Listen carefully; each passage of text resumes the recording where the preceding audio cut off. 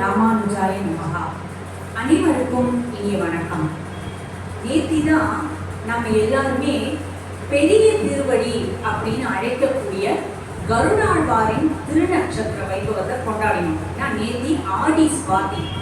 இன்னைக்கு நாம சிறிய திருவடி அப்படின்னு பொதுவாக அழைக்கக்கூடிய ஹனுமானின் பெருமையை நம்மளுடைய இந்த சைவ சமய பக்த ஜன சபையில இன்னைக்கு நாம ஹனுமானின் பெருமையை அனுபவிப்பதன் மூலமாக கொண்டாட இருக்கிறோம்.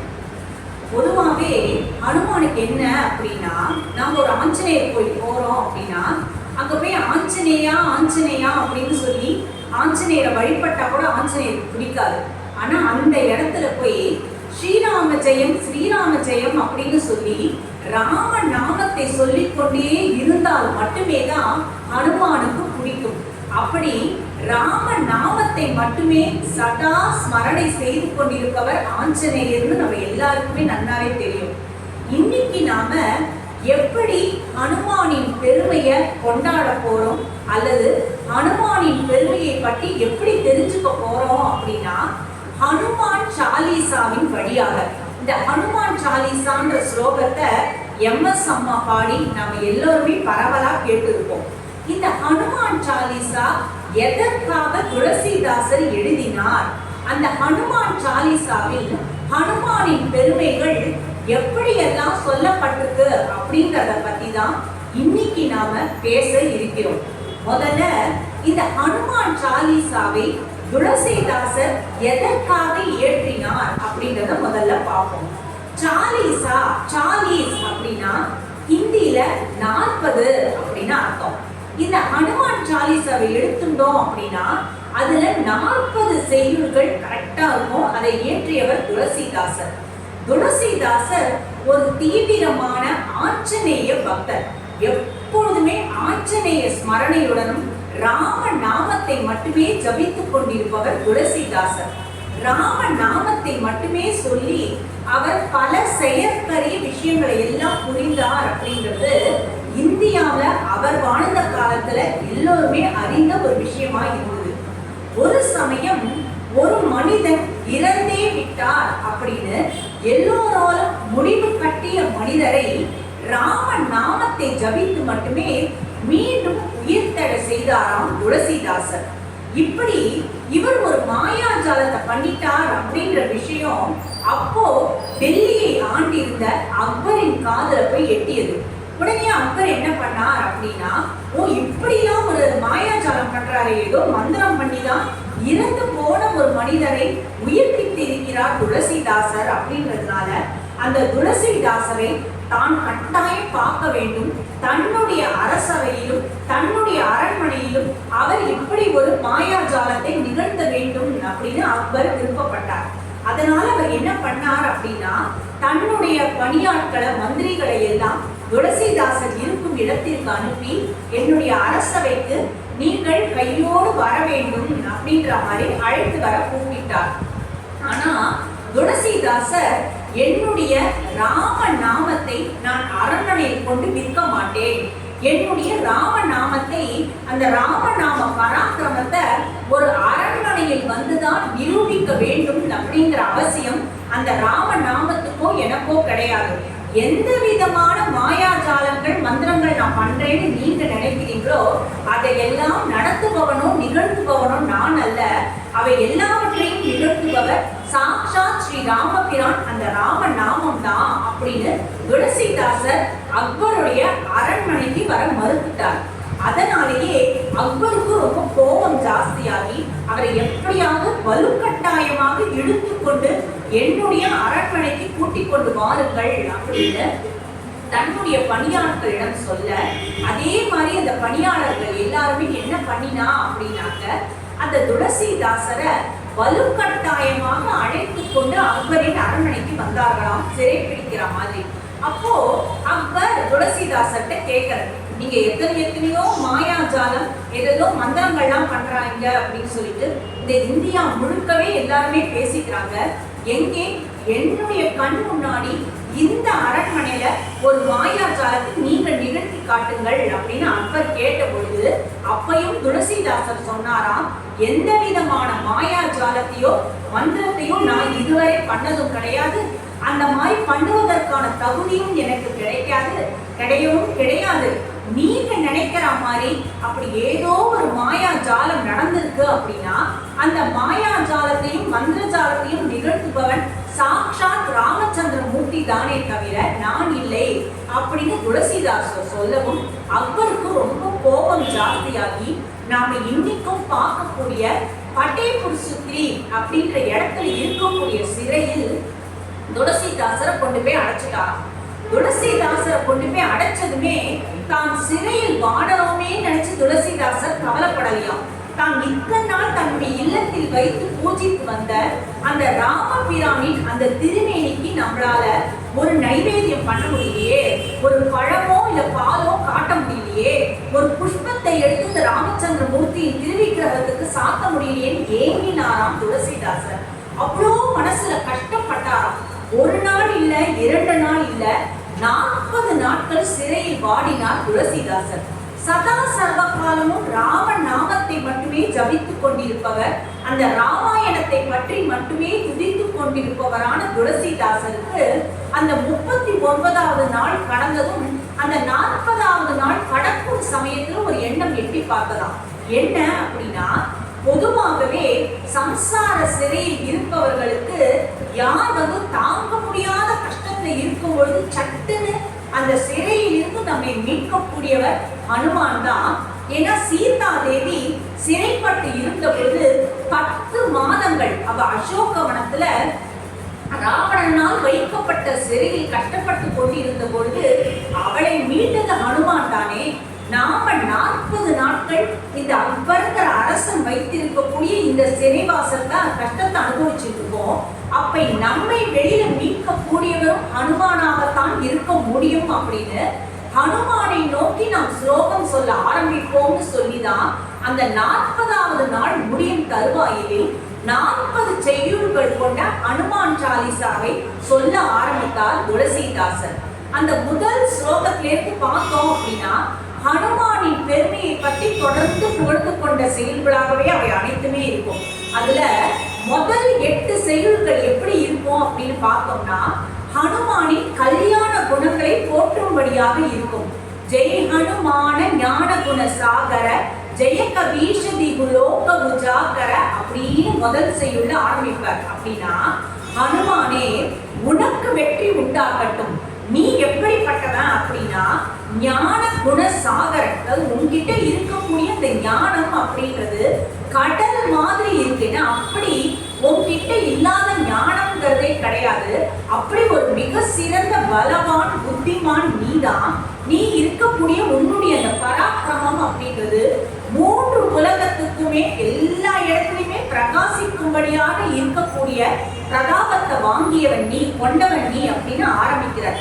தொடர்ந்து பேசும் பொழுது ராம தூத அதுலித பலதாமா அஞ்சனி புத்திர பவனசுத்த நாமா அப்படின்ற என்ன அப்படின்னா, ராம தூதனாக இருந்து கொண்டு ஒப்பற்ற பலம் கொண்டவனே, அஞ்சலி தேவியின் மகனாக உதித்தவனே, பவனசுத்த நாமா, பவனன் அப்படின்னா வாயு குமாரன் அப்படின்னு வாயுவின் அம்சமாகவும் பிறந்த ஹனுமானே அப்படின்ற தொடர்ந்து இப்படி பாடினே வர அதுல 4வது ஸ்லோகத்துல அந்த ஹனுமானுடைய திருமேனியின் அழக வர்ணிக்கிறார். கஞ்சன வரண விராஜ சுவேஷா காணன குண்டல குஞ்சித கேசா அப்படின்ற கஞ்சன வர்ணம் அப்படின்னா பொன்மேனி. ஹனுமானுடைய அந்த திருமேனியை பார்த்தோம் அப்படின்னா தங்கத்தை ஒட்டிய திருமேனி கொண்டவராக அவர் இருப்பாராம். அவர் அணிந்து கொள்ளக்கூடிய ஆடை எப்படி இருக்கும் அப்படின்னா மிக தூய்மையான ஆடையை மட்டுமே தான் ஹனுமான் உடுத்திக் கொள்வாராம். அது மட்டும் அல்லாமல் அவருடைய அந்த அழகான அந்த காதுகள்ல பார்த்தோம்னா மகர குண்டலங்களை போட்டுட்டு அந்த காதுகளை அலங்கரிக்க கூடிய விஷயமா என்னவா இருக்கணும்னு நினைச்சுப்பாரு அப்படின்னா ராம நாமம் என்பதுதான் தன்னுடைய காதுகளுக்கு இருக்கக்கூடிய மிக அழகான ஆபரணம்னு நினைச்சுட்டே எங்கெல்லாம் ராம நாமம் ஒலிக்கப்படுறதோ அந்த இடத்துலலாம் கட்டாயமாக ஹனுமான் இருப்பாராம். அப்படிப்பட்ட அந்த ஹனுமான் வித்யாவான குணியதி சாதுர ராம காஜ கரிவேகோ ஆதுர அப்படின்னு பரம வித்யை, இந்த வித்யா செல்வம், கல்வி செல்வம் என்பது நிரம்ப பெற்றவராகவும் தன்னை வழிபடுபவர்கள் எல்லாருக்குமே அந்த புத்தி சாதுரியத்தையும் அந்த வித்தியையும் தானம் அளிப்பவராகவும் இருக்கக்கூடியவர் ஹனுமான். இப்படி இவர் பாடினே வர 8 ஸ்லோகங்கள் சொல்லிட்டார் துளசிதாசர். 8வது ஸ்லோகத்துல சொல்ற பிரபு சரித்த சுனி வேகோ ரசியா ராம லக்கண சீதாமண பசியா அப்படின்றார். அப்படின்னா ஆஞ்சநேயா, நீ ராம பிரானுடைய பரம ரசிகன். எந்த இடத்துலலாம் ராம நாமம் ஒலிக்கிறதோ அந்த இடத்துலலாம் முதல் ரசிகனாக நீதான் வந்து உட்கார்ந்து இருக்கின்றார். அது உண்மைதான். இன்னைக்கு கூட நம்ம பார்க்கிறோம் அப்படின்னா எந்த இடத்துல இப்ப நம்ம ஹனுமான் சாலிசா சொல்லிட்டு இருக்கோம் அப்படின்னா இந்த சேர்ல இந்த இடத்துல கூட ஆஞ்சநேயர் உட்கார்ந்து இருக்காரு, நம்ம கண்ணுக்கு தெரியாது.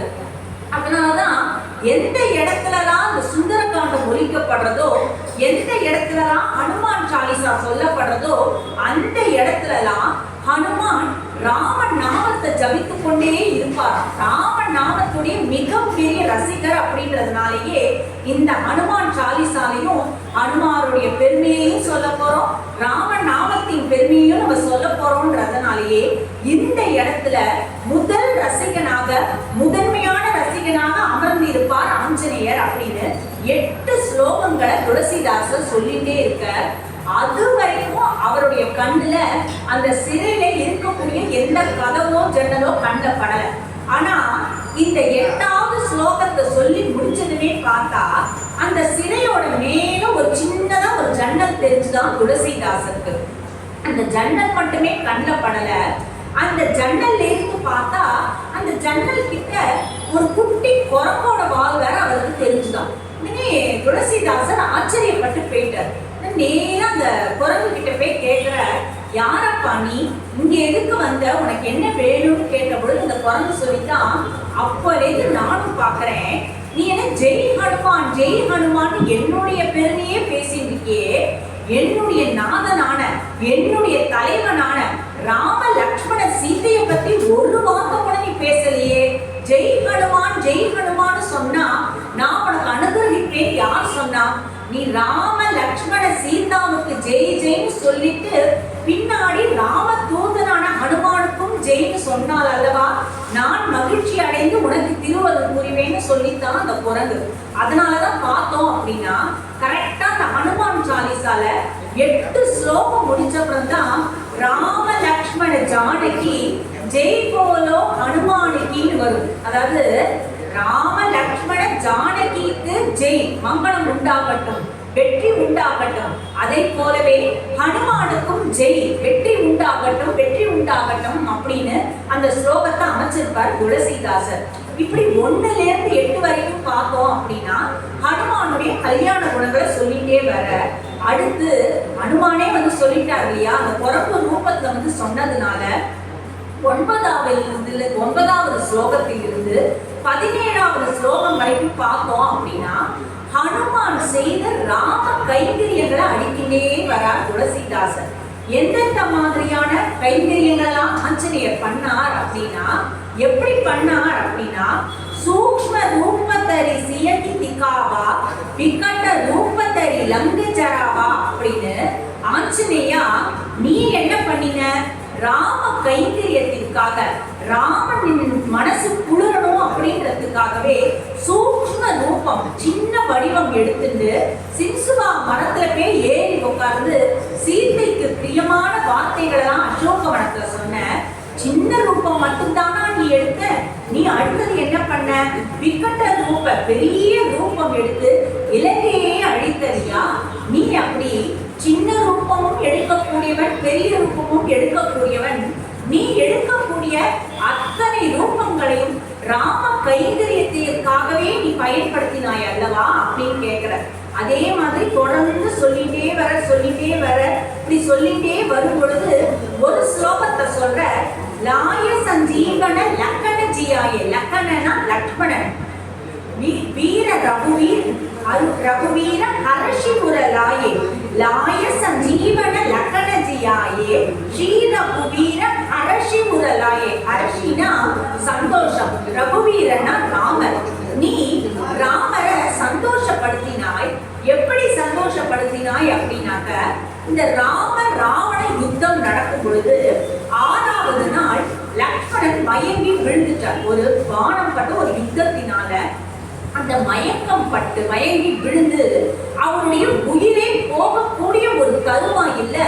அவருடைய உயிரை காப்பாற்றணும் அப்படின்னா சஞ்சீவ மலையில் இருக்கக்கூடிய ஒரு மூலிகையை எடுத்து வந்தா மாத்திரமே தான் லக்ஷ்மணன் உயிர் பிழைப்பார் அப்படின்ற ஒரு கட்டம் வந்த பொழுது, ஆஞ்சநேயா நீ என்ன பண்ண, அந்த சஞ்சீவ அந்த மலையையே இப்போ எடுத்து வரலையா? அந்த மலையில எந்த மூலிகை அந்த லக்ஷ்மணனை உயிர்ப்பிக்கும் அப்படின்றது தெரியாம நாம தப்பான மூலிகை எதையாவது எடுத்து வந்துட போறோம், இல்ல ஏதாவது நல்ல மூலிகையை விட்டு போயிட போறோமேன்றதுக்காகவே சஞ்சீவ மலையையே நீ பேர்த்து எடுத்து வந்த. அப்படி நீ எடுத்து வந்து கொடுத்த அந்த மூலிகை சாரனாலதான் லக்ஷ்மணன் உயிர் பிழைத்தார். அப்படி லக்ஷ்மணன் உயிர் பிழைத்த பொழுது ராமபிரான் என்ன பண்ணார்? ஹரஷிபுர லாயே அப்படின்னு உன்னை சந்தோஷமாக ஆலிங்கனம் பண்ணிட்டாரே, எப்படிப்பட்ட பாக்கியம் கொண்டவன் அப்பா ஆஞ்சநேயா நீ. அது மாத்திரம் இல்ல, அப்போ ராமபிரான் என்ன சொன்னார் ஆஞ்சநேயர் கிட்ட அப்படின்னா, ரகுபதி கீனகி பகுத்த படாயி தும்ம மம பிரிய பரத சமபாய் ஆஞ்சநேயா, என்னுடைய சகோதரனான பரதனுக்கு இணையானவன் பாங்கி அப்படின்னு சொல்லிதான் ராமபிரான் ஆஞ்சநேயரை ஆலிங்கனம் பண்ணிட்டார். எப்படிப்பட்ட ஒரு பேரு! அதாவது ராமருக்கு ரொம்ப பிரியமான சகோதரன் அப்படின்னா லக்ஷ்மணனை விட பரதன் அப்படின்னு சொல்லுவான். ஏன்னா லக்ஷ்மணன் கைங்கரியம் பண்ணினே இருப்பார். அத்தனை விதமான பணிவிடைகளையும் ராமபிரானுக்காக பண்ணிட்டு இருந்தார். அப்படின்னாலும் ராமருக்கு ரொம்ப உயிரான சகோதரன் யார் அப்படின்னா பரதன் தான். அப்படிப்பட்ட பரதனுக்கு இணையானவன் பண்ணி, ஏன்னா லக்ஷ்மணனோட உயிரை காப்பாற்ற வேண்டும் என்பதற்காகவே அந்த சஞ்சீவ மலையையே எடுத்து வந்தியே அப்படின்னு சொல்லி சந்தோஷமா உன்னை அடைச்சிட்ட. அது மாத்திரம் இல்லாம அப்போ ராமபிரான் ஒரு விஷயத்த ஆஞ்சநேயரோட காதுல சொன்னார். என்ன அப்படின்னா, 1000 தலைகள் படைத்த சஹஸ்ர வதன குமரோ யஷ காவை அசகலி ஸ்ரீபதி கண்டன காவை, கழுத்தோட கழுத்து ஒட்டி ராமபிரான் சொன்னாரா, 1000 நாம் படைத்த ஆதிசேஷன் கூட உன்னுடைய பெருமையை தான் ஆஞ்சநேயா சொல்லிட்டே இருக்கார். ஆனா இன்னும் அவராலேயே உன்னுடைய பெருமையை சொல்லி முடிக்க முடியல. அப்படிப்பட்ட பெருமையை வாய்ந்தவன் நீ அப்படின்னு சொல்லி அப்படி கொண்டாடினார். அது மட்டும் இல்ல, உன்னை வேற யாரெல்லாம் ஹனுமா கொண்டாடுறா தெரியுமா? உன்னை யாரெல்லாம் தெரியுமா ஆஞ்சநேயா கொண்டாடுறா? சனகாதிக பிரம்மாதி முனீசா, நாரத சாரத சகித அதீசா, யமகு பேர திக்பால ஜஹாம்தே, கவியோ விதகஹி சகே கஹாம்தே அப்படின்னு எல்லாரும் சனகாதி பிரம்மாதி முனிவர்கள் அத்தனை பேர் உன்னை கொண்டாடுறா. நாரதர் உன்னை கொண்டாடுற, அஷ்டதிக்கலங்கள் அப்படின்னு 8 திக்கிலையும் இருக்கக்கூடிய அந்த 8 திக்காலகங்களும் உன்னை கொண்டாடுறா. இத்தனை பேர் உன்னை கொண்டாடுறா. அவ எல்லாரும் சேர்ந்து ஆஞ்சநேயா உன்னுடைய பெருமையை சொல்லணும்னு பார்த்தாலும் அவர்களாலையும் சொல்லி முடிக்க முடியல. அவ எல்லாரும் தொடர்ந்து உன்னுடைய பெருமையை பாடிண்டே இருக்காப்பா அப்படின்றது ராமபிரான் ஆஞ்சநேயரிடம் சொன்ன வாக்கு. அப்படிப்பட்ட பெருமை நிறைந்தவர் ஹனுமான். இப்படியெல்லாம் பண்ணிட்டு இருக்கக்கூடிய இந்த ஆஞ்சநேயரை இன்னொரு விஷயம் பண்ணாராம். அதாவது நம்ம எல்லாருமே விபீஷண சரணாகதி கேட்டிருப்போம். அதாவது விபீஷணர் ராமபிரானிடம் சென்று சரணாகதி செய்த விஷயம். அப்படி விபீஷணன் சரணாகதி செய்வதற்கு காரணமாக இருந்தவரே ஆஞ்சநேய மூர்த்தி தான். என்ன காரணம் அப்படின்னா, ராமபிரானின் பராக்கிரமத்தை பத்தி ஆஞ்சநேயர் ராவணனின் சபையில போய் சொல்லும் பொழுது விபீஷணன் மட்டுமே தான் அந்த காது கொடுத்து கேட்டார். ஓ, இவ்வளவு பராக்கிரமம் வாய்ந்தவரா, இவ்வளவு திருமாலின் அவதாரமான ராமச்சந்திர மூர்த்தியே வந்திருக்காரான்னு தெரிஞ்சுட்டுதான் விபீஷணன் ராமபிரானிடம் போய் சரணாகதி அடைஞ்சார். அப்படி அந்த சரணாகதிக்கும் காரணமாக இருந்தவர் யார் அப்படின்னா ஆஞ்சநேயர் தான். இப்படியெல்லாம் இருக்கக்கூடிய இந்த பெருமாள், இந்த ஆஞ்சநேயர் கிட்ட என்னென்னலாம் இருக்கு, என்னென்ன மாதிரியான பராக்கிரமங்கள்லாம் இருக்குன்னு சொல்லிட்டே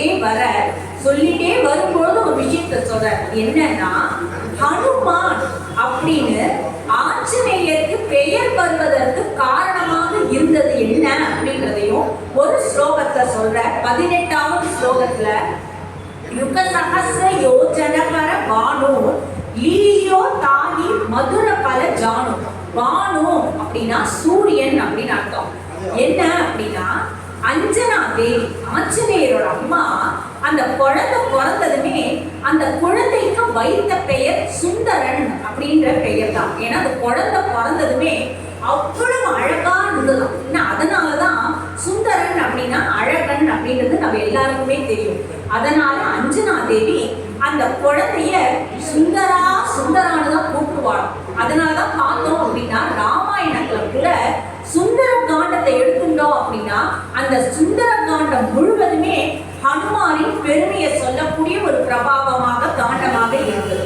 அப்படி அந்த சுந்தரனாக இருக்கக்கூடிய அந்த குழந்தைய ஒரு நாள் அஞ்சனா தேவி என்ன பண்ணினா அப்படின்னா 2 மரங்களுக்கு நடுவுல இருக்கக்கூடிய ஒரு தூணில போட்டுட்டு கிளம்பினான்.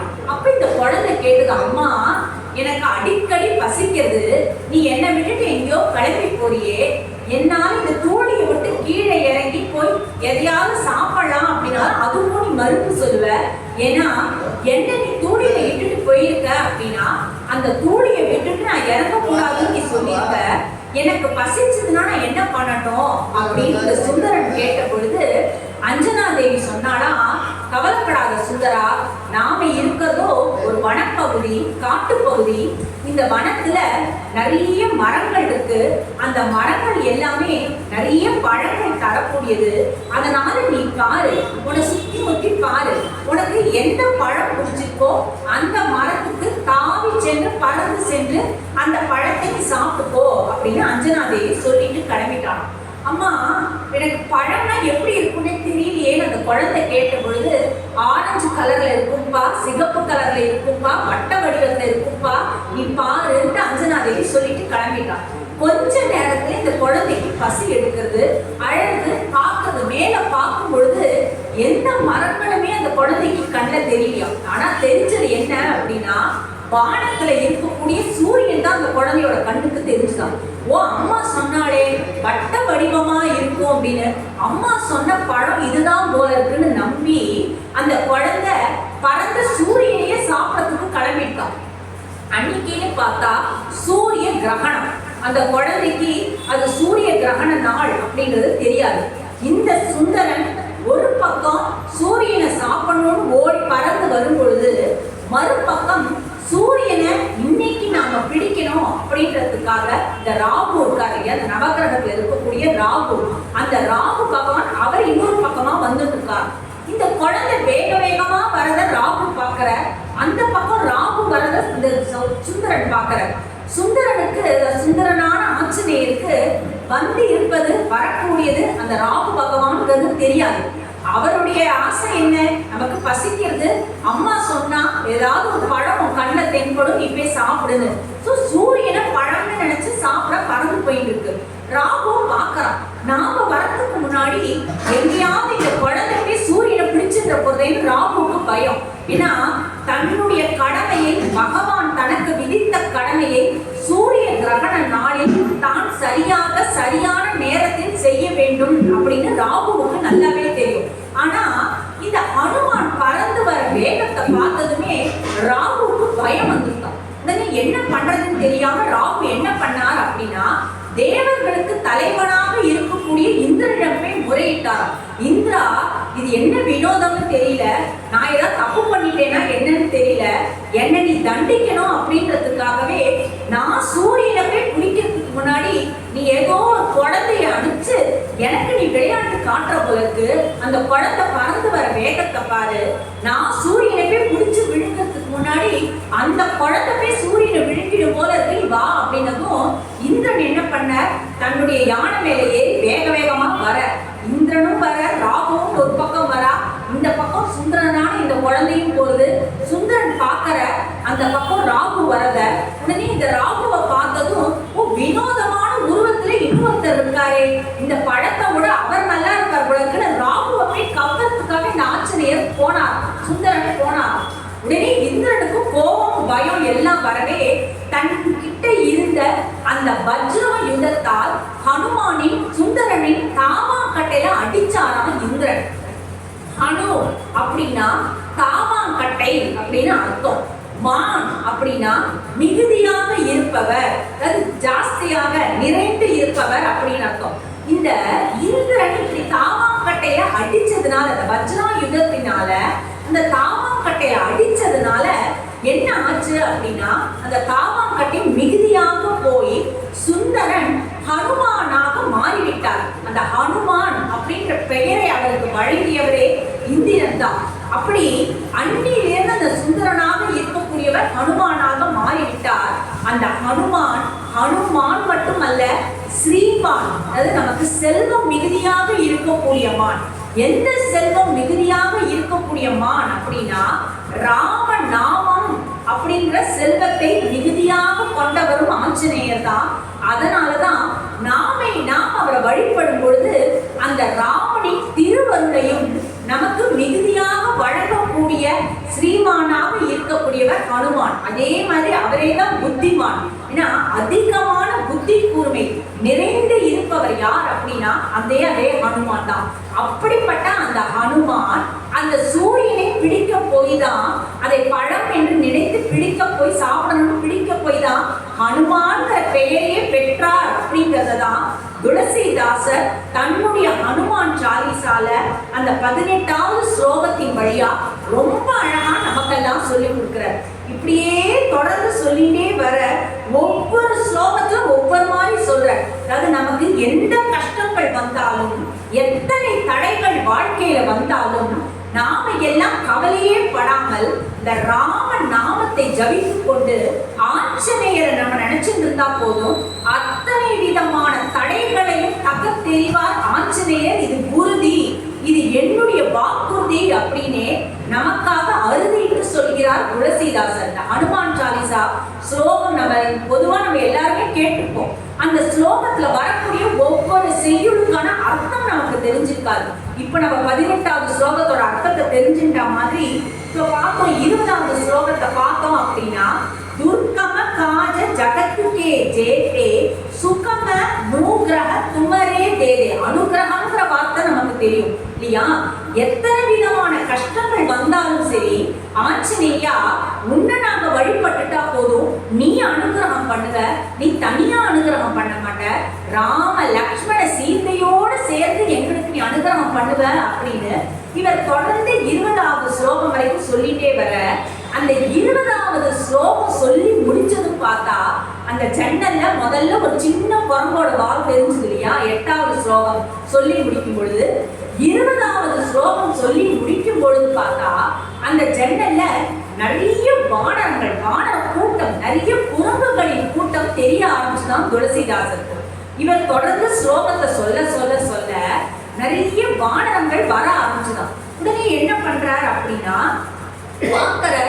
இதுவும் ஹனுமானுடைய அனுகிரகம் தான், அதனாலதான் இவ்வளவு வானரங்களை, இவ்வளவு குரங்குகளை இந்த இடத்துல அவர் அனுப்பி இருக்கார் அப்படின்னு சொல்லிட்டு 21லிருந்து 28வது ஸ்லோகம் வரைக்கும் ஹனுமான் செய்யக்கூடிய அனுகிரகங்களை பற்றி சொல்ல ஆரம்பிக்கிறார். தொடர்ந்து அனுகிரகங்கள் எந்த மாதிரிலாம் நமக்கு உதவி புரிவார் ஆஞ்சநேயர் அப்படின்னு சொல்ல ஆரம்பிக்கிறார். ஃபர்ஸ்ட் சொல்ற, ராமத்துவாரே துமரக்குவாரே போத்தன ஆக்யா வினப்பை சாரே அப்படின்னு ராமனுடைய ஒரு இடம் இருக்கு, ராமர் கோயில் இருக்கு அப்படின்னா அந்த கோயிலுக்கு ராமத்துவாரே, அந்த துவார பாலகர்கள்னு சொல்லுவோம். திருமால் கோயில்களுக்கெல்லாம் போனோம் அப்படின்னா அங்க முதல்ல துவார பாலகர்களை தான் நம்ம வழிபடணும். அந்த துவார பாலகர்கள் கிட்ட ஒரு நிமிஷம் நின்று கையை கூப்பணுமா, உள்ள பகவான் இருக்க, அந்த பகவானை நோக்கி நாங்க போக போறோம், துவார பாலகர்களே நீங்கள் அனுமதி அழியுங்கள் அப்படின்னு துவார பாலகர்கள், இந்த வாரியர் காப்பாளர்கள் கிட்ட அனுமதி பெறணுமானவங்க. அதனாலதான் பெரிய கியூ இருக்கு கோயில அப்படின்னா அதுக்கெல்லாம் நம்ம வருந்தக்கூடாது. அப்ப அந்த கியூல நிற்கும் பொழுதுதான் என்ன பண்ணுவோம், அந்த துவார பாலகர்களே நம்ம பார்ப்போம். இல்ல கியூவே இல்ல, கும்பலே இல்ல அப்படின்னா அவசர அவசரமா நம்ம பெருமாளை சேவிக்க போயிடுவோம் இல்லையா? முதல்ல இந்த பெருமாளுடைய சன்னதியை காவல் காத்து நிற்கக்கூடியவர்கள் யார்? துவார பாலகர்கள் தான். அவர்களிடம் அனுமதி பெற்றுதான் நம்ம பெருமாளை சேவிக்கணும்னு சொல்ற மாதிரி ஹனுமான் கோயிலுக்கும் சரி, ஹனுமான் ராமரோடு சேர்ந்து இருக்கக்கூடிய சன்னதியிலும் சரி, அந்த ராமர் எங்கெல்லாம் இருக்காரோ அந்த ராமனுடைய சன்னதிக்கு வாயில் காப்பாளனாக யார் இருக்காருன்னா ஆஞ்சநேயரா. அப்ப நம்ம ஆஞ்சநேயர் கிட்ட முதல்ல அனுமதி வாங்கிக்கிறோம், நம்மளுடைய கஷ்டங்களை முதல்ல ஹனுமான் கிட்ட சொல்றோம். அப்ப அவர் என்ன பண்ற, ராமர் கிட்ட போய் நேரா சொல்றாரு, பாரு ராமா இப்படி இவாளெல்லாம் கஷ்டத்துல இருக்கா. அதாவது அந்த கஷ்டத்தை போக்கக்கூடியவர் ஆஞ்சநேயர் தான். ஆனா அவர் அதை எப்படி சொல்லுவார் அப்படின்னா, அந்த ராம பிரானின் அருளால உங்க கஷ்டங்கள் போயிடுமா. ஒரு கஷ்டம் உங்களுக்கு போயிருக்கு அப்படின்னா ராமபிரான் உங்களுக்காக தயவு கூர்ந்திருக்கார், தன்னுடைய கருணை கடாட்சத்தை ராம லக்ஷ்மண சீதா சமிதராக உங்க மேல செலுத்திருக்கார் அப்படின்னு தான் அவர் சொல்லுவாரே தவிர தன்னால் தான் கஷ்டம் போச்சுன்னு ஆஞ்சநேயர் சொல்லிக்கவே மாட்டார். அப்படி வாயில் காப்பாளனாக இருக்கக்கூடியவர் ஆஞ்சநேயர் தான் அப்படிங்கிறார். அதே மாதிரி சப்பசுக்கலகை துமாரி சரணா துமரக்ஷகா பூபோ டர்னா. டர்னானா பயப்படணும். ஆஞ்சநேயா உன்னுடைய திருவடியில தான் உலகத்துல இருக்கக்கூடிய சர்வமும் உன்னுடைய திருவடியில இருக்குப்பா. அப்படி இருக்கும் பொழுது நாம யாருக்காக எதுக்காக பயப்படணும், நாம யாருக்காக எதுக்காக பயப்படணும் அப்படின்றார் துளசிதாசர். பொதுவாகவே ஒரு விஷயம் சொல்லுவாங்க, நம்ம இப்ப ரொம்ப பயப்படுறோம், எதுக்கோ நமக்கு தேவையில்லாத மனக்குழப்பம் மனசஞ்சலம் என்னமோ தேவையில்லாத ஒரு பயம்லாம் நமக்குள்ள வருது. குழந்தைங்களுக்கு கூட சொல்லுவாங்க, அப்படி பயம்லாம் நமக்குள்ள வருது அப்படின்னா அப்போ தொடர்ந்து ஆஞ்சநேயரை போய் பிரதட்சணம் பண்ணுங்க, ஆஞ்சநேயரை தியானம் பண்ணுங்க, ராமன் நாமத்தை சொல்லுங்க அப்படின்னு சொல்லுவா. ஏன் அப்படின்னா அந்த ஆஞ்சநேயரோட திருவுருவத்தை நாம நினைச்சுட்டாலே போதும் நமக்குள்ள அந்த பயம் கதை விலகிடும். அதுதான் அந்த ஹனுமானுக்கு இருக்கக்கூடிய மிகப்பெரிய பெருமை. ஏன்னா இந்த ஒரு கையில அழகா கதையை தாங்கிட்டு இருப்பார், இன்னொரு கையில பார்த்தோம்னா வெற்றி கொடியை தாங்கிட்டு இருப்பார். ஏன்னா ஆஞ்சநேயரோட ரூபம் அப்படின்னா ஒவ்வொரு இடத்துல ஒவ்வொரு மாதிரி பார்ப்போம். எல்லா இடத்துலயும் அப்படி பவ்யமா ராமருக்கு முன்னாடி பவ்யமா இருக்கக்கூடிய திருக்கோலத்தை தான் பல இடங்கள்ல பார்ப்போம். ஆனா ஆஞ்சநேயரோட உண்மையான ஸ்வரூபம் என்ன அப்படின்னா ஒரு கையில் அந்த கதையை ஏந்தி கொண்டு மறு கையில் வெட்டை கொடியை ஏந்தி கொண்டு இருப்பாராம் ஹனுமான். என்னன்னா என்னிடம் இந்த கதை இருக்கு, அதனால உனக்கு யாராவது தீங்கு நினைக்கிறாங்க இல்ல உனக்குள்ள இருக்கக்கூடிய அந்த பய உணர்வு குழப்ப உணர்வு அப்படின்றதே உனக்குள்ள ஒரு விரோதி மாதிரி இருக்கு அப்படின்னா இந்த கதையினால அந்த விரோதிகளை நான் விரட்டி விடுவேன் அப்படின்னு சொல்றதற்காக ஒரு கையில் கதை, இன்னொரு கதையில எதற்காக வெற்றி கொடி அப்படின்னா ஆஞ்சநேயரை நம்ம வழிபட்டுட்டோம் அப்படின்னாலே எல்லா காரியங்களிலும் எடுத்த காரியம் அனைத்திலும் வெற்றி அப்படின்ற மாதிரி ஸ்ரீராம ஜெயம் ஸ்ரீராம ஜெயம்னு சொல்லி சொல்லி சொல்லி ஆஞ்சநேயரை வழிபடப்பட வாழ்க்கையில அத்தனை விதமான ஜெயங்களையும் மங்களங்களையும் தானாகவே ஹனுமான் கொண்டு வந்து சேர்ப்பார் அப்படிங்கிறதுக்காக தான் அப்படிப்பட்ட ஒரு திருக்கோலத்துல இருக்கார் ஆஞ்சநேயர். அதனாலதான் அவர் இருக்கும் பொழுது நாம யாருக்காக எதுக்காக பயப்படணும் அப்படின்னு நமக்காக காமிக்கிறார் அந்த துளசிதாசன். அப்படிப்பட்டவர் ஆஞ்சநேயர் அப்படின்னு சொல்லிட்டு அப்புறம் என்னவா இருந்தாலும் சரி எப்படிப்பட்ட ஒரு அதே மாதிரி தான் அவருடைய சக்தியை அவரே உணர மாட்டார். நிறைய பேர் சொல்றாரு பொதுவா இது வந்து உண்மையா இல்லையா அப்படின்னு தெரியாது. ஆனா இந்த ராத்திரியே தனியா நடக்கும்போது இந்த பூத பிசாச பேய் இப்படிலாம் நடக்கும் அப்படிலாம் நினைச்சு பயப்படுறோம் அப்படின்னா பூத பிசாச நிகண்ட நகி ஆவை மகா வீர ஜப நாம சுனாவை. நம்ம எங்கேயோ ராத்திரியில தனியா பயணப்பட வேண்டி இருக்கு அப்படின்னா இந்த ராம நாமத்தை சொல்லிக்கொண்டு ஆஞ்சநேயரை நினைச்சுட்டு போனாலே போதும். எந்த பூதம் பிசாசம் அப்படின்லாம் ஒண்ணு இருந்தது அப்படின்னாலும் அது எதுவுமே எந்த இடத்துல ஆஞ்சநேய நாமத்தை ராம நாமத்தை சொல்லிக்கொண்டு ஆஞ்சநேயரை ஒருத்தர் ஜபம் பண்ணிட்டே போறாங்களோ அந்த இடத்துக்கு எந்த விதமான தீய சக்தியும் நெருங்கவே நெருங்காது அப்படின்னு சொல்ற. அதே மாதிரி எந்த விதமான நோய்கள் இருந்தாலும் அது எத்தனையோ நோய்களுக்கு பெயரே வைக்க முடியாத அளவுக்கு பலவிதமான ரோகங்கள் பலவிதமான நோய்கள் வந்துட்டே தான் இருக்கு.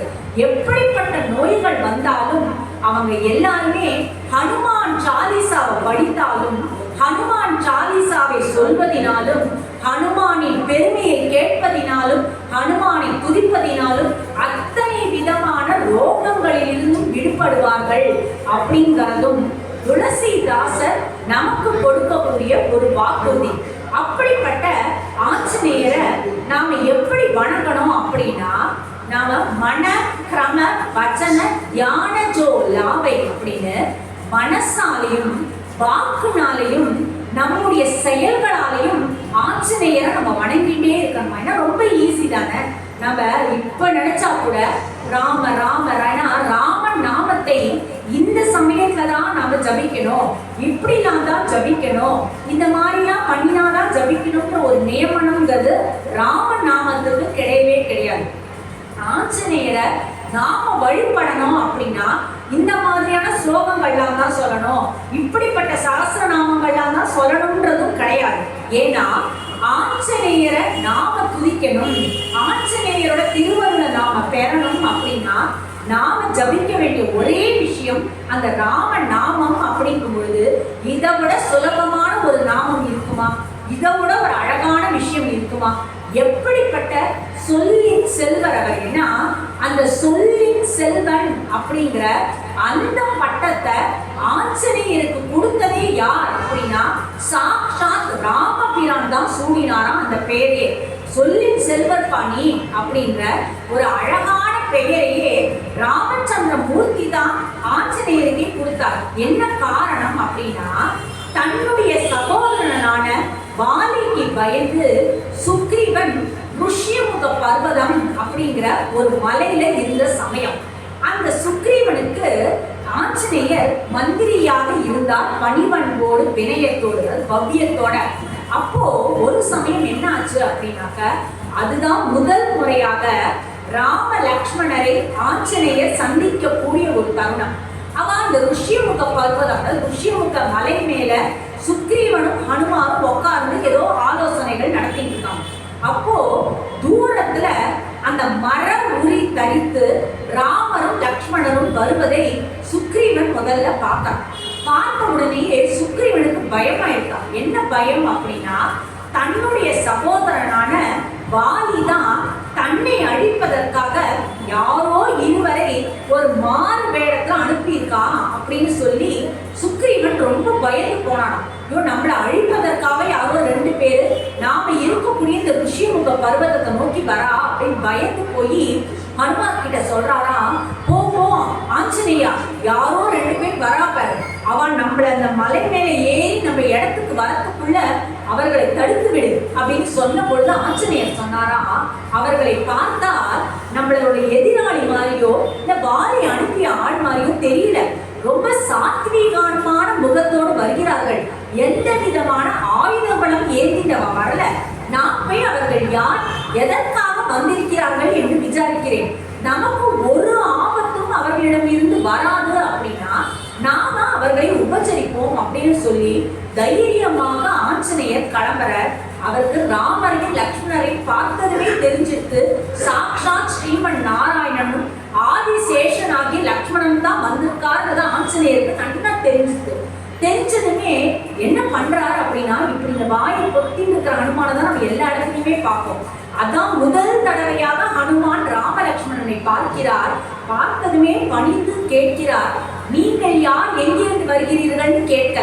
ஆனா என்னன்னு சொல்றாரு அப்படின்னா, இந்த கம்பராமாயணத்துல ரொம்ப அழகான ஒரு வரி போட்டிருக்கார், யார் என விளங்குகே நான் என் குலத்தலைவருக்கு உண்மை அப்படின்னு கேட்கிறார். அதாவது என்னுடைய தலைவன் இருக்கார் இல்லையா சுக்ரீவன், அந்த மலை மேல இருக்கார், என்னுடைய தலைவனிடம் வந்திருப்பது யார் என்று உங்களை நான் எப்படி அறிமுகப்படுத்த வேண்டும் என்று நீங்கள் விரும்புகிறீர்களோ அதே போலவே நீங்கள் உங்களை அறிமுகப்படுத்திக் கொள்ளுங்கள்னு கேட்டாரா ஆஞ்சநேயர். அதுதான் அந்த சொல்லின் செல்வன் அப்படிங்கிறதுக்கான அழகான விஷயம். இதுதான், நீங்க யாரு அப்படின்னு உடனடியா கேட்கல, அப்படி இன்னைக்கு யாரு என்னெல்லாம் கேட்காம உங்களை நீங்களே அறிமுகப்படுத்திக் கொள்ளுங்கள். நீங்க உங்களை எப்படி அறிமுகப்படுத்திக் கொள்கிறீர்களோ அதே வண்ணம் என்னுடைய அரசனான சுக்ரீவனிடம் சென்று உங்களை நான் அறிமுகப்படுத்துகிறேன் அப்படின்னு அவர் கேட்டதுமே ராமர் மெய் மறந்து போனார், அப்படி சந்தோஷப்பட்டு போனாராம். அப்போதான் அவர் லக்ஷ்மணன் கிட்ட சொல்ற, சொல்லின் செல்வன் பாய்வன் என்ன பிரமாதமா பேசுறான், அது வேதங்களை கரை குடிச்சிருப்பான் போல இருக்கு. யார் இவனுக்கு குருனே தெரியலனா நல்லா தெரியும். சூரியன் தான் ஆஞ்சநேயனின் குரு அப்படின்றது ராமபிரானுக்கு தெரியும். ஆனா லக்ஷ்மணனிடம் அந்த ஆஞ்சநேயரோட குருவையும் புகழ்ந்து பேசணும் இல்லையா? அதனால சொல்றாராம், யார் இவனுக்கு இவ்வளவு பேச கத்து கொடுத்தானே தெரியலையேப்பா, இவன் வந்து நவவித நவவியாக்கிய பண்டிதரா இருக்கானேப்பா அப்படின்னு சொல்லிட்டு சொல்றாராம். என்னென்ன மாதிரியான விஷயங்கள்லாம் இவன் பேசுறான்ப்பா. இவன் பேசுறத பார்த்தாலே எப்படி இருக்கு அப்படின்னாக்க, இவன் வந்து நிச்சயமா சாம வேதம் யார் நன்னா கற்று தேர்ந்திருக்கிறார்களோ அவர்கள் பேசக்கூடிய விஷயம் அப்படிங்கிறது இன்பமா இசை மாதிரி இருக்குமா. இவன் ஒரு வார்த்தை ஆஞ்சநேயர் கேட்கிறார் அப்படின்னா கூட அந்த ஒரே ஒரு வார்த்தை அப்படின்றது எப்படி இருக்கு அப்படின்னா இசை மாதிரி இனிமையா இருக்கு. யார் வந்து யஜுர்வேதத்தை அருமையா கற்று தேர்ந்திருக்கிறார்களோ அவர்களால் தான் மற்றவர்களிடம் எப்படி பணிவாக பேச வேண்டும் என்பது தெரியுமா. ஆஞ்சநேயர் வந்ததுமே பணிவன்போடு கேட்கிறார், அந்த பணிவு தொனிக்கிறது. அதே மாதிரி அடுத்தது யார் வந்து ரிக்வேதத்தையும் யஜுர்வேதத்தையும் யார் நல்லா கற்று தேர்ந்திருக்கார்களோ அவர்களுக்கு தான் அந்த வார்த்தையை சரியானபடி தொகுத்து பேசக்கூடிய வல்லமை என்பது இருக்கும். எந்த வார்த்தையை முதல்ல போடணும், எந்த வார்த்தையை கடைசியில போடணும் அப்படின்றது அவர்களுக்கு தான் தெரியும். இந்த வந்து நிக்கிறானே, அதாவது சுக்ரீவனுடைய மந்திரின்னு சொல்லி வந்திருக்கிற இந்த மகா புருஷனா மகா பண்டிதனா நிக்கிறானே, இவன் ரிக் யஜுர் சாமம் இந்த 3 வேதங்களையும் கரைச்சு குடிச்சிருப்பான் போல இருக்கேப்பா அப்படின்னு ராமரே பாராட்டிய பெருமை யாருக்கு இருக்கு அப்படின்னா அது சாட்சாத் ஹனுமானிடம் தான் இருக்கு. கொஞ்சம் கொஞ்சமாக அந்த 20 ஸ்லோகங்கள் முடிச்சதுமே நிறைய வானரங்கள்லாம் வர ஆரம்பிச்சாச்சு. கரெக்டா 28வது ஸ்லோகம் ஹனுமான் சாலிசால 28வது ஸ்லோகத்துக்கு வர துளசிதாசர் 28வது ஸ்லோகத்துல சொல்ற और मनोरथ जो कोई लावे दासु अमित जीवन पल पावे அப்படின்றார். அதாவது நான் இந்த ஸ்லோகத்தோட உங்களுக்கு புரியாத மாதிரி சொல்றேன்னு நினைச்சுக்க வேண்டாம். ஏன்னா ஹனுமான் சாலிசாவின் வழி ஹனுமானின் பெருமைகளை நம்ம அறிஞ்சுட்டா இன்னும் ருசிக்குமேன்றதுக்காக சொல்றேன். அதாவது யாருக்கெல்லாம் அவரு மனோரதம்னா மனசுல இருக்கக்கூடிய ஆசைகள் அபிலாஷைகள், யாருக்கெல்லாம் என்னென்னலாம் மன அபிலாஷைகள் இருக்கோ மன ஆசைகள் இருக்கோ அந்த அத்தனை மன அபிலாஷைகள், நமக்கு எவ்வளவோ ஆசைகள் இருக்கும். ஆனா யார்கிட்ட போய் சொல்றதுன்னு நமக்கு தெரியாது. ஏன்னா நாம சொல்லக்கூடிய ஆசைகளை கூட எத்தனையோ பேர் கேலி பண்ணி சிரிக்கவும் செய்யலாம். உனக்கா இந்த ஆசைலாம், இதுக்கெல்லாம் நீ ஆசைப்படலாமா அப்படின்னு நம்மளை கேவலமா பேசக்கூடியவர்கள் நிறைய பேர் இருக்காங்க. ஆசைப்படுறது தப்பில்லையே, அது நியாயமான ஆசையாக இருக்கும் பட்சத்தில் பகவான் அதை நமக்கு நிறைவேற்றியே கொடுப்பார். அதில் ஆஞ்சநேயர் நிறைவேற்றி கொடுத்தே தீர்வார். அதனாலதான் யாராருக்கெல்லாம் எந்த மாதிரியான நியாயமான ஆசைகள் இருக்கோ அந்த ஆசைகளை எல்லாம் ஹனுமானே உன்னிடம் வந்து சொல்லிட்டா போதுமே, ஆசையாக அந்த ஆசையெல்லாம் நீ நிறைவேற்றி கொடுத்துடுவே அப்படின்னு 28வது ஸ்லோகத்துல துளசிதாசர் சொல்லி முடிச்சுட்டு பார்க்கிற அந்த ஜன்னல் கிட்ட நிறைய குரங்குகள்லாம் இருந்தது இல்லையா. அந்த குரங்குகள்லாம் சேர்ந்து என்ன பண்ணிட்டு அப்படின்னா அந்த ஜன்னல் கம்பியை வளைக்க ஆரம்பிச்சிட்டான். அதுவும் இரும்பு ஜன்னல். அந்த அக்பர் என்ன பண்ணியிருக்கான், அந்த பட்டேப்பூர் சிக்ரியில இருக்கக்கூடிய அந்த சிறையில ரொம்ப ஒரு வெளிச்சம் கூட உள்ள நுழையக்கூடாது அப்படின்ற மாதிரியான ஒரு சிறையில கொண்டு போய் துளசிதாசரை அடைச்சு வச்சிருக்கான். ஆனா இந்த ஹனுமான் சாலிசாவை துளசிதாசர் சொல்ல ஆரம்பிச்சதுமே அவருடைய கண்ணுக்கு ஒரு குட்டி ஜன்னல் தெரியுது. ஜன்னல்ல ஒரு சின்ன குரங்கு முதல்ல தெரிஞ்சது. அவர் சொல்ல ஆரம்பிக்க ஒரு வானர கூட்டமே வந்தது. 28வது ஸ்லோகத்தை சொல்லி முடிச்சதும் பார்த்தா அந்த குரங்குகள் எல்லாமாக சேர்ந்து அந்த ஜன்னல் கம்பிகளையே வளைச்சு வளைக்க ஆரம்பிச்சிருக்கான். உடனேயே இவருக்கு சந்தோஷமா போயிடுது. ஏன்னா எல்லாமே ஆஞ்சநேயருடைய பெருமைகளை சொல்லும் வண்ணமாக எல்லா விஷயங்களுமே நடந்துருக்கே அப்படின்னு சொல்லிட்டு தொடர்ந்து மேல ஸ்லோகங்களை சொல்ல ஆரம்பிக்கிற. அப்போ 29வது ஸ்லோகத்துல ரொம்ப அழகான ஒரு விஷயத்த சொல்ற. என்னன்னா சாரோ யுக பிரதாப துமாரா ஹை பிரசித்த ஜகத்த உஜியாரா. சாரோ யுகன்னு நம்மளால புரிஞ்சுக்க முடியும். 4 யுகங்கள் திரும்ப திரும்ப திரும்ப எத்தனை யுகங்கள் ஆனாலும் இந்த உலகத்துல சஞ்சீவியாக இருக்கக்கூடியவர் ஹனுமான். நமக்கு முன்னாடி எத்தனையோ யுகங்கள் போயாச்சு இல்லையா? திரேதா யுகத்துல அந்த ஆஞ்சநேயர் எப்படி இருந்தார்?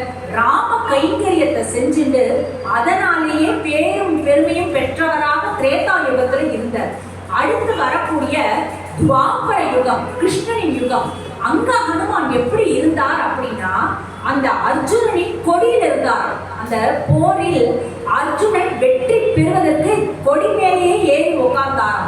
அப்படி துவாபர யுகத்திலையும் இருந்த ஹனுமான் தான் இந்த கலியுகத்துல ஆஞ்சநேயா இந்த துளசிதாசனுக்காக நீ அனுகிரகம் பண்ணி உன்னுடைய பெருமைக்கு நீ மேலும் பெருமை சேர்த்துக்க போற. அப்படி யுகங்கள் தோறும் நீ இருந்துட்டு இருக்க ஆஞ்சநேயா அப்படின்னு சொல்லி துளசிதாசர் சொல்ற. அப்புறம் சாகு சந்தகே துமரக்க வாரே அசுர நிகந்தன ராம துலாரே. நீ எங்கதான் இருப்ப? இந்த மாதிரி எங்க சத்சங்கம் நடக்குதோ இந்த சேர் அப்படியே காலியாவே இருக்குன்னா ஆஞ்சநேயர் இருக்காருன்னு அர்த்தம். ஆஞ்சநேயர் அமர்ந்து கொண்டு இந்த விஷயத்தை கேட்டுட்டு இருக்கார். நம்மோட ஒருத்தரோட ஒருத்தரா அமர்ந்து கொண்டு கேட்கிற நம்ம அனைவரின் மீதும் ஒரு மழை, திடீர்னு மழை வர மாதிரி ராமனின் திருவருளுங்கிற மழையை பொழிவதற்காக ஆஞ்சநேயர் காத்துட்டு இருக்காருன்னு அர்த்தம். எங்கெல்லாம் சத்சங்கம் நடக்கிறதோ, யாரெல்லாம் நல்ல மனசு உடையவர்களாக இருக்காங்களோ அந்த இடத்துலலாம் தானாகவே ஆஞ்சநேயர் வருவார்.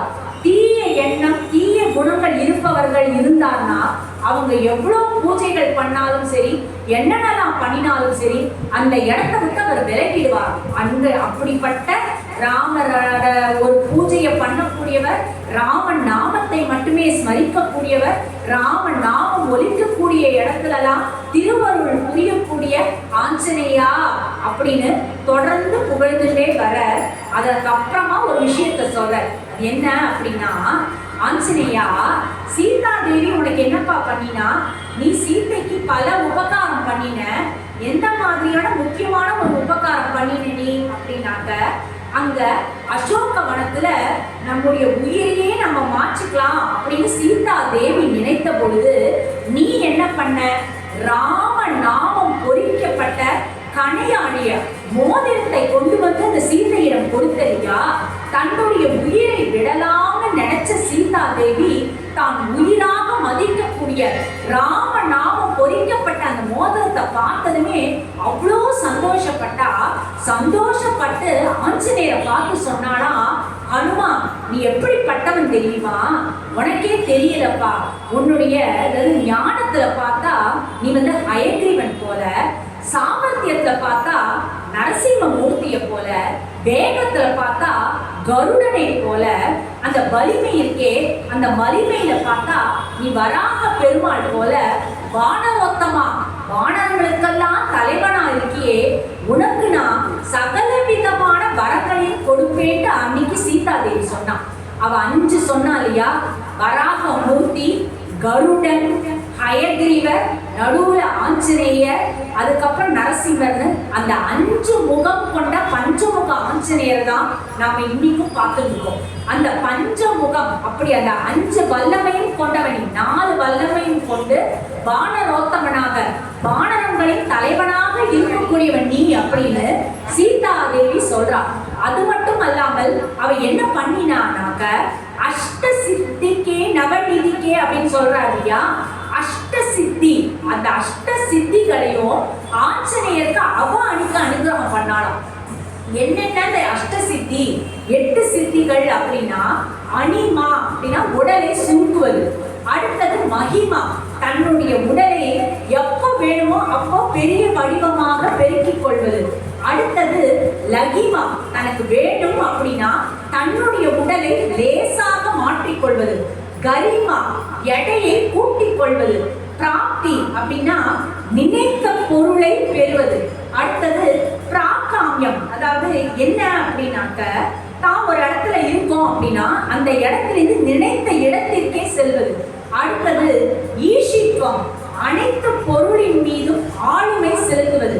அடுத்தது வசித்வம், மனிதர்களை கட்டுப்பாட்டுக்குள் கொண்டு வருவது. இதுதான் அந்த அஷ்ட சித்தி, அந்த அஷ்ட சித்தியையும் நவநிதின்னு சொல்லக்கூடிய 9 விதமான செல்வங்களையும் சீதா பிராட்டி ஆஞ்சநேயருக்கு அருளினாராம். அது மட்டும் இல்லாமல் உன்னை வணங்குபவர்களுக்கும் அந்த அஷ்ட சித்தியும் நவநிதியும் தானாகவே வேணுங்கிற சமயத்துல வந்து சேரும் அப்படின்னும் சீதா தேவி சொன்னாங்க. இது ரொம்ப அழகான ஒரு விஷயத்தை சொல்வார். இந்த ராமாயணத்துல இந்த ராமருடைய பட்டாபிஷேகம் நடக்கும் பொழுது ராமர் கடைசியில் என்ன பண்ணார் அப்படின்னா, தான் அணிந்து கொண்டிருந்த முத்து மாலையை சீதா பிராட்டிக்கு பரிசாக கொடுத்தார். கொடுத்ததும் சொன்னாராம், உனக்கு யாரிடம் அதிக பிரியம் இருக்கோ சீதா, அவர்களுக்கு நீ இந்த முத்து மாலையை பரிசாக கொடு அப்படின்னு ராமபிரான் சொன்னார்.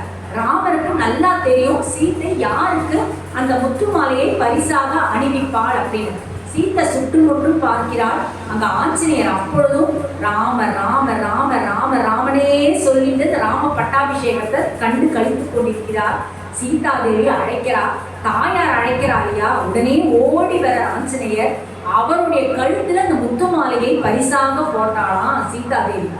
அத பிரசாதமாக வைத்து இன்றளவும் போற்றிக் கொண்டிருக்கிறாராம் ஆஞ்சநேயர். அவர் சஞ்சீவினியா, இன்னைக்கு நம்ம ஆஞ்சநேயர் எங்கேயாவது ஒருவேளை பார்த்தோம்னா கூட அவருடைய கழுத்துல சீதா பிராட்டி அணிவித்த அந்த முத்து மாலையை இன்னைக்கும் நாம பார்க்கலாம். அப்படி அஷ்ட சித்திகளையும் நவநிதிகளையும் உனக்கு அருளியவர் சாட்சாத் தாயார் தானே. அப்படிப்பட்ட சீதா தேவி திருவருளுக்கும் பாத்திரமானவனே அப்படின்னு சொல்ற. எல்லாம் சொல்லி முடிச்சுட்டே வர அவர் சொல்ல சொல்ல சொல்ல சொல்ல 32வது ஸ்லோகத்துக்கு வர 32வது ஸ்லோகத்துல என்ன சொல்றாருன்னா, ராம ரசாயன குமரே வாசா சதா ரகோ ரகுபதிக்கே தாசா. ஆஞ்சநேயா, உனக்கு ரொம்ப பிடிச்ச விஷயம் எது? நீ எப்பப்பாரு பருகின்றே இருக்கிற விஷயம் எது? அந்த ராம நாமங்கிற பானத்தை அல்லவா நீ பருகின்றே இருக்க. வேற எதையாவது நீ சாப்பிடுறியா? வேற எதையாவது நீ மூச்சு வாங்குற காத்தையா? நீ மூச்சு வாங்குற காத்தையா உள்வாங்குறன்னு சொல்றோம் கிடையவே கிடையாது. ராம நாமத்தை தான் நீ உள்வாங்குற. ராம நாமத்தையே நீ குடித்துக் கொண்டிருக்கிறாய். ராம நாமத்தையே உணவாக நீ புஜித்துக் கொண்டிருக்கிறாய். ராம நாமத்தையே அளவாய் நீ பஜித்துக் கொண்டிருக்கிறாய் அப்படின்னு துளசிதாசர் சொன்னதுமே என்ன ஆச்சு? இந்த 32வது ஸ்லோகத்துலனா, கொஞ்சம் ஜன்னல் குரங்குகளால திறக்கப்பட்டதாம். அத்தனை குரங்குகளும் குதிச்சுதான். குரங்குகள் மட்டும் குதிச்சது அல்லாம ஆஞ்சநேயரும் வந்தார்.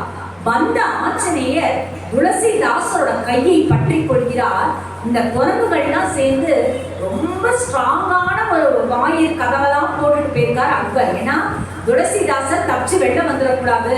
ஏன்னா தான் ஒரு மந்திரஜாலத்தை மாயாத்தை நிகழ்த்தி காட்டுன்னு சொல்லும் பொழுது பண்ணி காட்டல இல்லையா, அவர் மாயா ஜாலத்தை பண்ணி காட்டுற வரைக்கும் அவரை சிறையில இருந்து நம்ம விட்டுற கூடாது அப்படின்னு அக்பர் ரொம்ப தீவிரமா இருந்தார். ஆனா இந்த குரங்குகள்லாம் சேர்ந்து அந்த சிறை கதவை உடைச்சு அங்க இருந்த வாயில் காப்பாளர்கள் அத்தனை பேரையும் அடித்து துவம்சம் பண்ணித்தான். ஆஞ்சநேயர் தன்னுடைய கையை பிடிச்சிட்டார் அப்படிங்கும் பொழுது துளசிதாசருக்கு ரொம்ப சந்தோஷமா போயிடுது. அப்போ அவர் என்ன பண்றாரு அப்படின்னா, கடைசி அந்த 7 ஸ்லோகம் இந்த ஹனுமான் சாலிசாவை சொல்றதுனால நமக்கு என்னதான் நடக்கும்னு சொல்ற. ஏன்னா 32 ஸ்லோகங்கள் வழியாக நான் ஹனுமான் சாலிசாவை சொல்லிட்டு இருந்தேன். இதுல ஃபர்ஸ்ட் ஹனுமானின் பெருமையை சொன்னேன். ஹனுமானே சொன்னதுனால ராமர் லக்ஷ்மணனுக்கு அவர் செஞ்ச கைங்கரியங்களை சொன்னேன். ராம பக்தர்களுக்கு ஹனுமான் எப்படியெல்லாம் கைங்கரியம் பண்ணான்றதை சொல்லிட்டே இருந்தேன். சொல்லிட்டே இருக்கும் பொழுது உங்க அத்தனை பேர் கண் முன்னாடியும் இந்த ஸ்லோகத்தை சொல்றவங்க கண் முன்னாடி எல்லாம் இது மனசு நிழலாடணுன்றதுக்காகவே இந்த 32வது ஸ்லோகத்தை சொல்லி முடிக்கும் பொழுது அந்த கதவுகள்லாம் தானாகவே திறக்கப்பட்டு அந்த குரங்குகள்லாம் குதித்தது. ஹனுமான் வந்தார், என் கையை பிடித்துக் கொண்டார். நேராக அக்பரின் அரசவையை நோக்கி நாங்கள் போனோம். அந்த இடத்துல அவர் போகும் பொழுதே அவர் என்ன சொல்றார் அப்படின்னா, இந்த ஹனுமான் சாலிசாவை சொல்பவர்கள் கேட்பவர்கள் அத்தனை பேருக்கும் எந்த விதமான நன்மைகள்லாம் வரும்ன்றதுதான் அந்த கடைசி 7 ஸ்லோகங்கள்ல பல சுழியா அடிக்கிட்டே போற. துமரே பஜன ராமகோ பாவை ஜன்ம ஜன்மக்கே துக்க பிசராவை.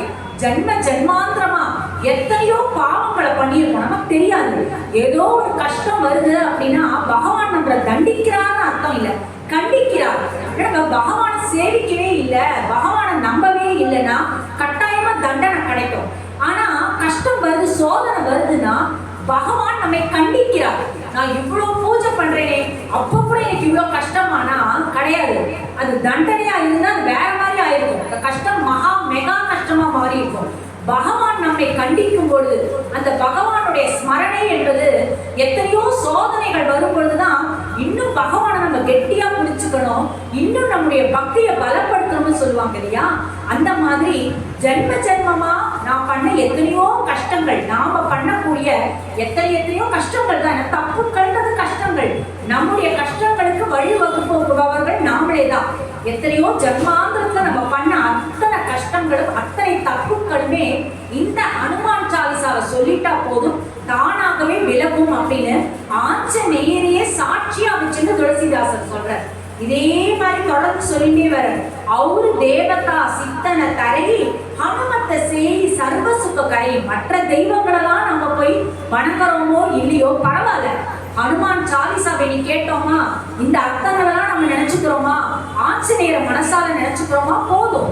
அவர் என்ன பண்ணுவார், அத்தனை தெய்வங்களிடமும் சொல்லி ராமச்சந்திர மூர்த்தியிடம் சொல்லி நமக்கு சகல விதமான அனுகிரகத்தையும் பண்ணுவார் அப்படின்னு தொடர்ந்து சொல்லிட்டே வர 37வது ஸ்லோகத்துல ஜெய் ஜெய் ஜெய் ஹனுமானுக்கோ சாயி கிருபா கரம் குரு தேவகி நாய் ஆஞ்சநேயா, உனக்கே வெற்றி, உனக்கே வெற்றி, உனக்கே மங்களம் அத்தனையும் உண்டாகட்டும் அப்படின்னு எல்லாம் சொல்லிட்டு கடைசியா ஒரு விண்ணப்பம் வைக்கிற துளசிதாசர். அதே விண்ணப்பத்தை தான் நாமளும் வைக்கணும். என்னன்னா, ஆஞ்சநேயா நீ என்ன பண்ற, நீயும் ஒரு ராம தூதன், நீயும் ஒரு ராமனின் தொண்டன், நானும் ராமநாதனின் தொண்டன் தான்ப்பா, நாங்க எல்லாருமே அந்த ராமபிரானின் பக்தர்கள் தான்ப்பா. நீ என்ன பண்ற, உன்னுடைய பக்தியை வச்சு ராமபிரான் உன்னுடைய இதயத்துல இருக்காருயா, அதே மாதிரி நீயும் என்னுடைய இதயத்துல நிரந்தரமா அமரணும். அதே மாதிரி அந்த ராம லக்ஷ்மண சீதையோட சேர்ந்து எங்களுடைய ஹிருதயத்துல நீ குடியேறணும் அப்படின்ற பிரார்த்தனையை மட்டுமே சொல்லிதான் துளசிதாசர் ஹனுமான் சாலிசாவை நிறைவு பண்ணுகிறார். நிறைவு பண்ணும் பொழுது அந்த குரங்குகள் எல்லாம் சேர்ந்து துளசிதாசர் அந்த ஹனுமான் கையை பிடிக்க அவர் முன்னாடி போய் நிற்கிறாரா, நின்றதும் கர்ஜிச்சாராம் ஹனுமான். யாரோ இங்க கேட்டாங்களாமே, ஒரு மந்திரச்சாரத்தை பண்ணி காமிங்க, மாய வித்தைய பண்ணி காமிங்கன்னு. ராம நாமத்தினால சாதிக்க முடியாதது எதுவுமே இல்லை அப்படின்னு அந்த கேள்வி கேட்டவர்களுக்கு நன்றாக தெரியட்டும். இதோ நடந்தாச்சு மாயாஜாலம், நீங்க கேட்ட அந்த மந்திர வித்தைன்னு சொல்லி ஹனுமானே சொன்னார். அப்படி நம்மால நடக்கவே முடியாதுன்னு நாம நினைக்கிற விஷயத்த கூட ஆஞ்சநேயரை ஜபித்தால் போதும், அவர் நடத்தியே தீர்வார், நடத்தியே காட்டுவார் அப்படிங்கிறதுக்கு இந்த ஹனுமான் சாலிசா ஒரு உதாரணம், இந்த துளசிதாசர் ஒரு உதாரணம். அக்பர் நடுங்கி போயிட்டாராம், விழுந்து கீழே நமஸ்கரித்தாராம், பயந்துட்டாராம் அக்பர். பெரிய பெரிய படைகளுக்கெல்லாம் கூட பயப்படாத அக்பர் ஆஞ்சநேயரையும் அந்த குரங்கு வானரங்கள் கடலையும் அந்த துளசிதாசரையும் பார்த்து வெலவெலத்து போய் நின்று அன்னிலிருந்து ஹனுமான் பக்தராகவே மாற ஆரம்பிச்சார். அப்படி சகல விதமான சங்கடங்களையும் போக்கக்கூடிய ஆஞ்சநேயரோட பெருமையை நாம எல்லாரும் இன்று அனுபவிப்பதற்கான ஒரு அருமையான வாய்ப்பை ஏற்படுத்தி தந்த சைவ சமய பக்தஜன சபையினருக்கு அடியேனது நன்றியையும் வணக்கத்தையும் மீண்டும் தெரிவித்துக் கொள்கிறேன். ஸ்ரீமதே ராமானுஜாய நமஹா. நன்றி, வணக்கம்.